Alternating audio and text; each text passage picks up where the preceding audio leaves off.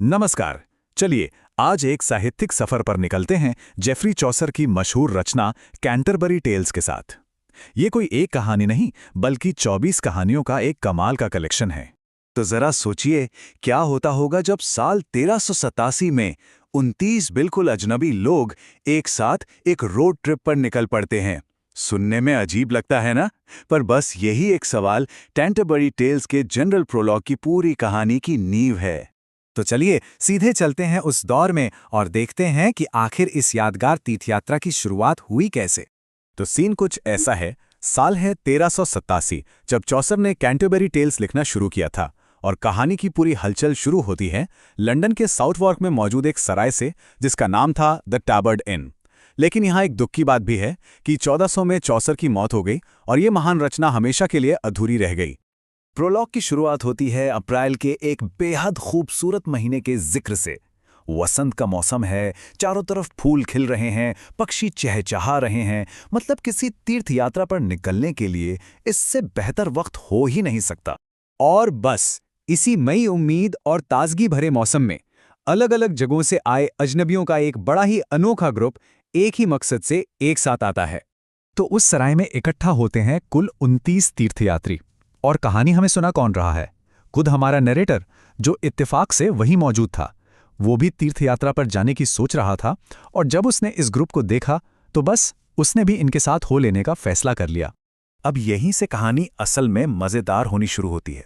सफर पर निकलने से ठीक पहले हमारा नैरेटर हमें एक एक करके मध्ययुगीन समाज के इन दिलचस्प किरदारों से मिलवाता है, जिनमें संत भी हैं, पापी भी और बदमाश भी। यहीं पर चौसर हमें पहली बार दिखावे और हकीकत के बीच का एक जबरदस्त फर्क दिखाते हैं। एक तरफ तो है नाइट, जो बहादुरी और सम्मान की जीती जागती मिसाल है। वो सच और इज्जत के लिए लड़ता है, खुद की बड़ाई के लिए नहीं। और फिर दूसरी तरफ देखिए इस मॉन्क को। है तो एक धार्मिक आदमी, लेकिन अपनी सारी कस्में भूलकर महंगे कपड़े पहनता है और शिकार करने का शौकीन है। ये चौसर के जमाने की कड़वी सच्चाई थी, जब चर्च जैसी संस्थाओं की नीयत पर भी सवाल उठ रहे थे। फिर नजर पड़ती है मर्चेंट पर, यानी एक व्यापारी। क्या पहनावा है उसका! रंग बिरंगा कोट, एक शानदार टोपी और महंगे जूते। उसे देखकर तो कोई भी कहेगा कि ये बहुत ही कामयाब और अमीर आदमी है। लेकिन एक राज है जो वो सबसे छुपाता है। असल में वो गले तक कर्ज में डूबा हुआ है। देखा, फिर वही बात, जो दिखता है वो है नहीं। ये थीम इस प्रोलॉग में बार बार सामने आती है। अब मिलिए एक ऐसे किरदार से जिसे भूलना नामुमकिन है, द वाइफ ऑफ बाथ। और उनके बारे में बस ये एक नंबर ही काफी है। उन्होंने 5 बार शादी की थी। जैसा कि नाम से जाहिर है, वो बाथ शहर की रहने वाली हैं और खुद को मर्दों और औरतों के रिश्तों की एक्सपर्ट मानती हैं। वो एक बहुत ही बिंदास, बेबाक और अनुभवी महिला हैं, जो उस जमाने के हिसाब से वाकई में बहुत अलग थीं। और ये है मिलर, जाने चक्की वाला। जैसा वो खुद है वैसी ही उसकी शख्सियत भी दमदार है। चौसर उसे एक चैंपियन पहलवान बताता है, जिसकी नाक पर एक मस्सा है और दाढ़ी लाल रंग की है। वो सिर्फ शरीर से ही ताकतवर नहीं है, बल्कि चोर भी है, जो लोगों का अनाज चुराता है। चर्च के अंदर भी कहानी में 2 बिल्कुल अलग अलग चेहरे दिखते हैं। एक तरफ है पार्सन, एक सच्चा, नेक और ईमानदार पादरी, जो अच्छाई की मिसाल है। और दूसरी तरफ है पार्टनर, एक धूर्त धोखेबाज, जिसके लंबे पतले बाल हैं और वो लोगों को नकली धार्मिक चीजें बेचकर ठगता है। पर किरदारों की लिस्ट यहीं खत्म नहीं होती। चौसर हमें मिडिल क्लास के भी कई रंग दिखाते हैं, जैसे कि फ्रैंकलिन, एक अमीर जमींदार जो अपनी मेहमान नवाजी के लिए जाना जाता है। एक पढ़ा लिखा डॉक्टर यानी फिजिशियन भी है। एक गरीब क्लर्क है जो अपने सारे पैसे कपड़ों के बजाय किताबों पर खर्च करता है।